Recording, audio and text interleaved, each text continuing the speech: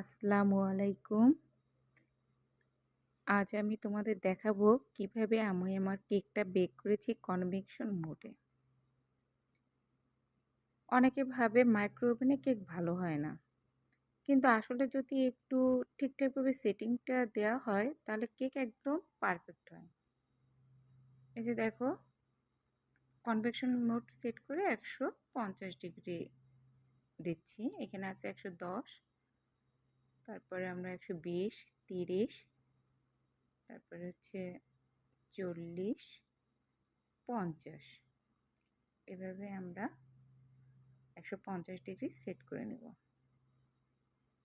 তারপরে আমরা মিনিটের ঘরে যেয়ে মিনিট দেব 10, 20, 30।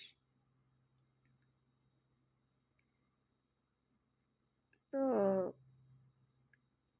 কনভেকশন মোডে সেট করলাম, তাপমাত্রা রাখলাম হচ্ছে 150 ডিগ্রি সেলসিয়াস আর সময় দিলাম মাত্র 30 মিনিট।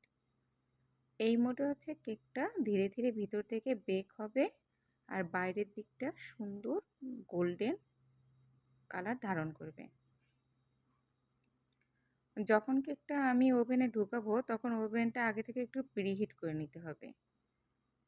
আমি প্রায় 5 মিনিট প্রিহিট করছি, তারপর কেকটা ওভেনে দিয়েছি। এই দেখো, কেকটা সময়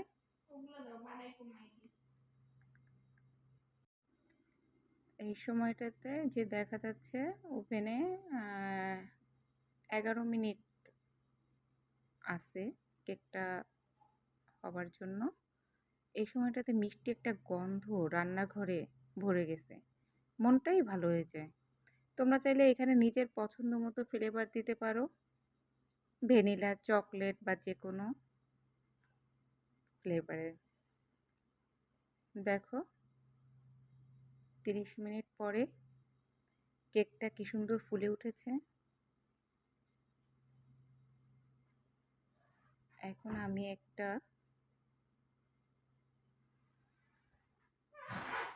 হাতল দিয়ে গরম কেকের ডাইসটা তুললাম।